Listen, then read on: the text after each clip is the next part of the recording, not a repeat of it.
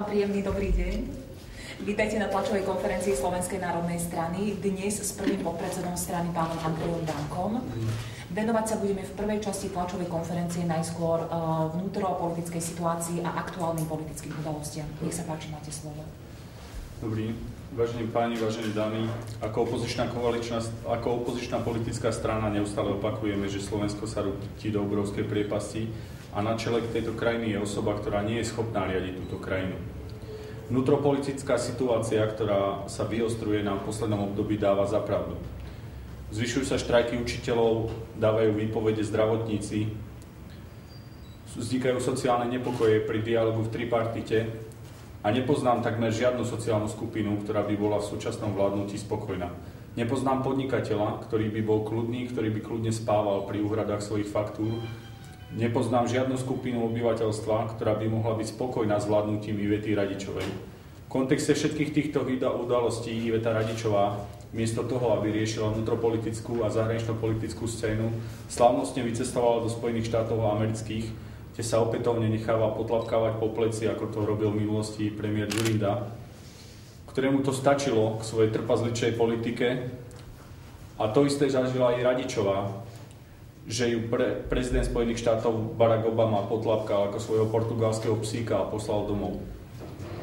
Premiérka Radičová išla na stretnutie do Spojených štátov absolútne nepripravená a pýtam sa z tém, ktoré deklarovala, to je vymožiteľnosť súdnictva, reformy v súdnictve, že či prezentovala Spojených štátov africkú krajinu. Prečo sa premiérka Radičová Spojených štátov nepýtala, z akého dôvodu Spojené štáty americké darovali 30 vrtuľníkov v Maďarsku? 30 vrtuľníkov, ktorého každý kus je v hodnote $5 miliónov. Prečo sa nepýtala, čo chcú v Maďarsku robiť s týmito vrtuľníkmi? Prečo, pokiaľ majú Spojené štáty americké tak vynikajúce vzťahy s Maďarskom, neapelovala na to, aby nám vydali zoznam občanov, ktorí nadobudli maďarské štátne občianstvo? Prečo prezentuje trpazličiu politiku a hovorí, že sa stretla s Obamom? V kontexte uvedeného jej stretnutie s Obamom vyznie absolútne smiešné a trapné. Stretávať sa s prezidentom Spojených štátov amerických na recepciách a na jednorazových stretnutiach pár minútov a deklarovať ako medzinárodný úspech považujeme za obrovskú tragédiu. Iveta Radičová prezentuje, že nie je schopná riadiť krajinu, ale nie je schopná ani zaujímať stanoviská v medzinárodno-politickej scéne. V otázke eurovalu nás neustále súčasná vládna koalícia traumatizuje a nevie dať žiadne jasné stanovisko. Vidíme chaos. Slovenská národná strana hovorila jasne nie. Pri šialených zadlženiach Talianska a Nemecka, ktorých dlhy sa šplhajú $2 miliónom, hovorila jasne nie šialenstvu eurovalu. K tejto téme Slovenská národná strana hovorila, prečo nevieme ako Slovensko hrdo prezentovať svoj postoj z toho dôvodu, prečo by naši občania, ktorým 20 rokov po revolúcii sľuboval, že niekto sa bude mať lepšie, prečo by mali doplácať na lenivé krajiny, prečo by sme mali prispievať do jamy levovej a nevedieť, kde je dno všetkých tých dlhov. Každý deň sa dozvedáme, že tieto krajiny skreslovali evidencie, skreslovali svoje dlhy, a my ideme ožobračiť našich dôchodcov, ktorí majú 300-eurové dôchodky. I včera médiami zbehla správa, kde obyčajné prostitútky v Taliansku získavajú dôchodky 3200 eur. Neviem, ako sa chcú predstavitelia politických strán vrátane Smeru pozrieť do očí dôchodcom, ktorí tu poberajú 300-eurové dôchodky, s tým, pokiaľ podporíme euroval a nepovieme jasné nie Európskej únie, nepovieme Európskej únie nie i v prípadoch, ktorých jasne zlyháva. Európska únia zlyháva v téme eurovalu, v téme islamizácie a vo všetkých témach. Máme vážnu obavu o smerovanie Európskej únie a zdôrazňujeme, že neočakávame od premiérky Radičovej to, že spojí hlasovanie o dôvere svojej vlády. Ale očakávame od premiérky Radičovej, že pokiaľ chce sa uchádzať o kandidatúru na prezidenta, pokiaľ chce byť politicky činná, hoc už raz politicky a morálne v Národnej rade zlyhala, že rovno podá demisiu po svojom návrate zo Spojených štátov amerických. Ďakujem. V druhej časti tlačovej konferencie sa budeme venovať problematickému zákonu o dvojakom občianstve, nečinnosti ministerstva vnútra v tejto oblasti a aj neschopnosti súčasného policajného prezidenta. Nech sa páči.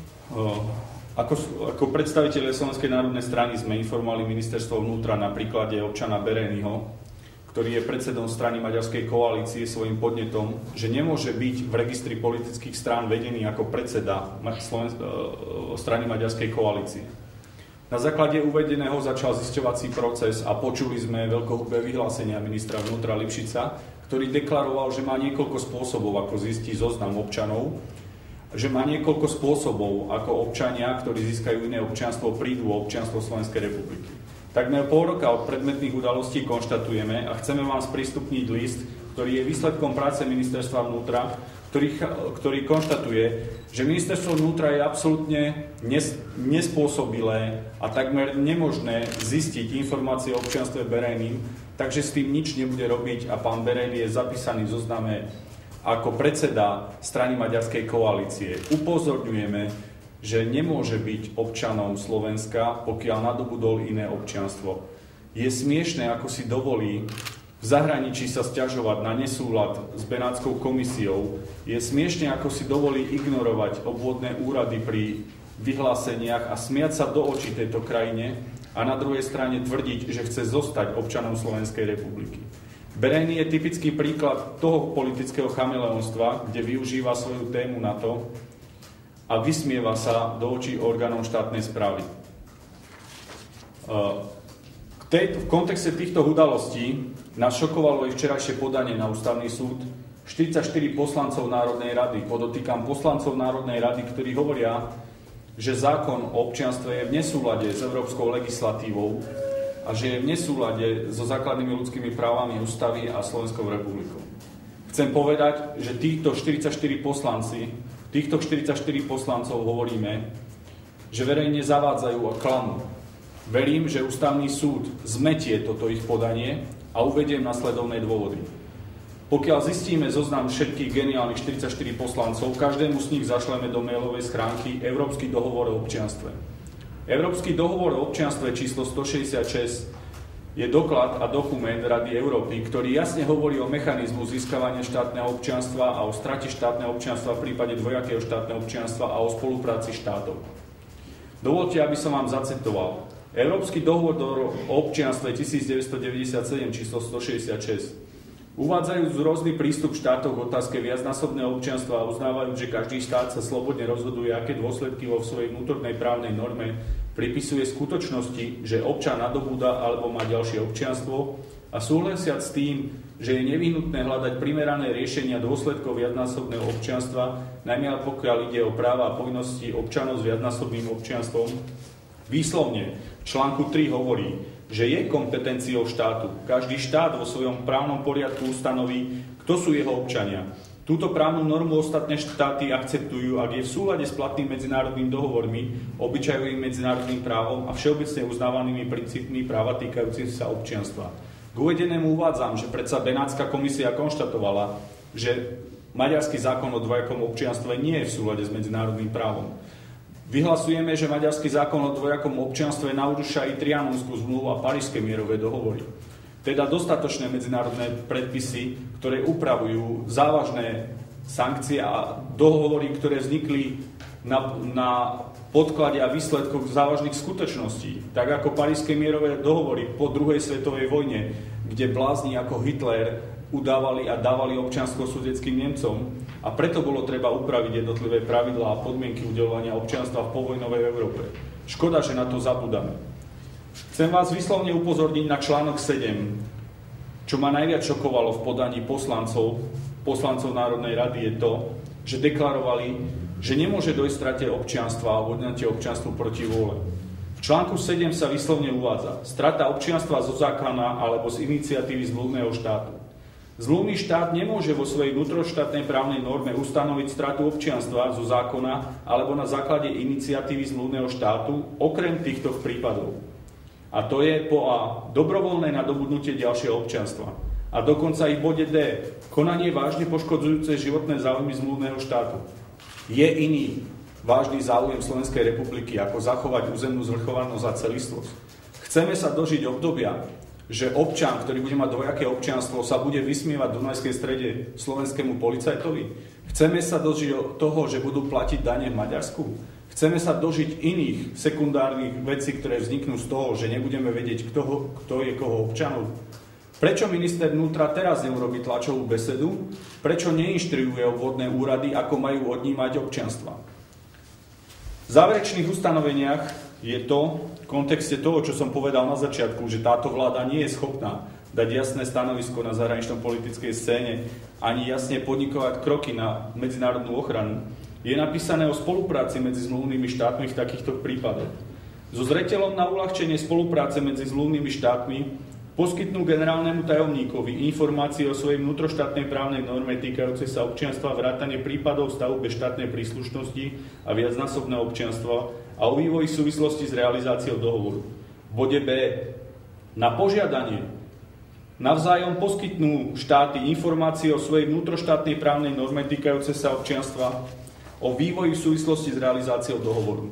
Opakujem, že poslanci Národnej rady verejne klamú, pokiaľ tvrdia, že neumožňuje žiaden medzinárodný predpis odňatie občianstva a je mi veľmi ľúto, že predstavitelia tejto krajiny na čele s Dzurindom, ktorý dokáže akurát v Pešti behať po maďarskom parku, nedokážu oficiálne vyžiadať zoznam a v prípade ignoránstva Maďarska informovať generálneho tajomníka Jaglanda, generálneho tajomníka Rady Európy o tom, že Maďarsko ignoruje predmetné dohovory. Čo iné by mali predstavitelia štátu robiť ako to, o čom rozprávame? Verím, že tak, ako verejne vyhlasujeme tieto veci, sa z týchto vecí Ministerstvo zahraničných vecí poučí a že vláda si konečne uvedomí, že musí získať zoznam občanov, ktorí dostávajú dvojaké občianstva a musí usmerniť obvodné úrady k tomu, aby nemohli byť ľudia s dvojakým občianstvom, alebo nemohli byť ľudia, ktorí budú vysmievať orgán štátnej správy v prípade toho, ako je to v prípade zákona o dvojakom občianstve Maďarska. Exteritoriálne účinky zákona o dvojakom občianstve sú veľmi nebezpečné. Naozaj len Hitler otvoril Pandorínu skrinku trianonských zmluv a Parížske mierové dohovory. Ja si dovolím povedať, že toto hraničí už s medzinárodným barbarstvom a nepokoje, ktoré sa dejú i v oblasti Rumunska, nám dávajú za pravdu. Vážne obavy máme z tej ozbrojovania armády. Naozaj naša armáda by takisto potrebovala nejaké vrtuľníky. A nie len 30 vrtuľníkov dostali Maďari od Spojených štátov amerických, ale dostali 2 vrtuľníky od Fínska. Neviem, prečo my svoju armádu oslabujeme a susedná krajina sa tak vyzbrojuje. Dovoľte, aby som kontinuálne ešte prešiel krátkou informáciou prezidentovi policajného zboru. Je zrejme, že prezident policajného zboru už raz odišiel do civilu a že svojimi vyhláseniami sa absolútne zosmiešňuje a strápňuje. Pokiaľ by sa strápňoval sám, nevadilo by nám to. Došiel však do štádia, že strápňuje a zosmiešňuje policajtov, že ich terorizuje a že oficiálne popiera čísla o odchode policajtov a že robí z nich štatistické čísielka, nevyhodnocuje, akí kvalitní policajti odchádzajú z policajného zboru a že si dovolujú robiť štatistiku o schopnosti a neschopnosti policajtov. Konštatovať, že 70% policajtov je neschopných, je niečo nehorázne. Dokonca za jeden mesiac zlepšil tých policajtov a z tých, ktorých boli uspokojiví 19%, je zrazu 40% uspokojivých. Je to obrovský príklad tej neschopnosti, nekompetencie toho, na čo my upozorňujeme, že prezident policajného zboru takisto nemá robiť čo vo svojej profesii na svojom poste. Vyzývame prezidenta policajného zboru, aby bezodkladne prestal s terorom voči policajtov, aby zastavil šialené čísielkovanie, aby nechal policajtov robiť svoju prácu, aby neterorizoval dopravných policajtov podľa toho, aké pokuty vyberajú, aby neterorizoval policajtov a nenarúšal vzťahy v policajnom zbore tým, že im bude hovoriť, kto je schopný a neschopný, ale aby konečne sa začal venovať koncepcii a práci policajného zboru. Ja sám som bol predčerom vypovedaný na Sasinkovej ulici na okresnom riaditeľstve policajného zboru. Bolo mi ľúto policajtov, ktorí píšu do svojich starých špinavých počítačov. Bolo mi ľúto, keď som videl, v akých hygienických podmienkach musia žiť a pracovať. Bolo mi ľúto naozaj, pod akým vedením a v akých dehonestujúcich hygienických podmienkach fungujú. Človek by sa tam bál ísť na toaletu. V V takých podmienkach pracujú policajti a na toto by sa mal zamerať prezident policajného zboru. Konečne, aby pri tvorbe štátneho rozpočtu vzniklo také materiálno-technické zabezpečenie policajtov, aby si mohli vykonávať svoju prácu, aby neboli znevažovaní, ľudsky degradovaní pracovne, ale aby naozaj mohli bojovať so zločincami, ktorí sa im nebudú vysmievať na drahých autách. To všetko, čo predvádza Lipšic so Spišiakom, už hádam všetci rozumiete, že je len divadlo. Že je len divadlo tlačových besied, PR článkov o veľkých reformách, o ktorých ani nič nevedia. O témach, ktorým nerozumejú a o vedení policajného zboru, ktorí využívajú akurát na politizáciu, šikanu a svoje politické ciele. Ďakujem vám. Ďakujem pekne. Nech sa páči, je tu priestor na vaše otázky. Nech sa páči, pán Srpák. Vy ste vyjadrili svojho času aj takú prognozu, alebo že také očakávanie, že je možné, že samotný Spišiak bude mať kvôli týmto štatistikám problémy s udržaním sa na svojej pozícii. A na tom trváte aj teraz, lebo zdá sa, že teda nejak komunikoval ten problém? Tak myslím, že Spišiak sám už keď videl, že je neschopný riadiť policajný zbor, si stanovil čísla a deklaroval, že v prípade, že nebudú splnené, tak sám odíde z policajného zboru. Myslím, že je to len divadlo, pretože potichu sa aj tak chystá do odchodu, do civilu. Určite odíde ako nepochopený génius, ako, dovolím si povedať, tichý blázon, ktorého nikto nepochopil, ktorý vytraumatizoval policajtov, rozbil vzťahy, rozbil jednotky, vyšetrovacie týmy, umožnil nahliadať do spisov a odíde ticho, nepochopený do zabudnutia. Napriek tomu, že manipulujú štatistické čísla výsledkov dopravných nehôd, štatistické čísla kriminality. Sú to veci, ktoré sa oficiálne nedozviete, lebo každý policajt na policajnom zbore a v službe je viazaný mlčanlivosťou, je rád, že je rád, ale určite to, že Spišiak odíde, očakávame. Ale tú spúšť, čo urobil v policajnom zbore, tu ľutujem každého nového prezidenta policajného zboru, ktorý ten bordel po Spišiakovi zoberie. Ďakujem. Máte ešte nejaké otázky? Tak vám veľmi pekne ďakujem za účasť a želám ešte pekný deň. Dovidenia. Ďakujem, krásny deň.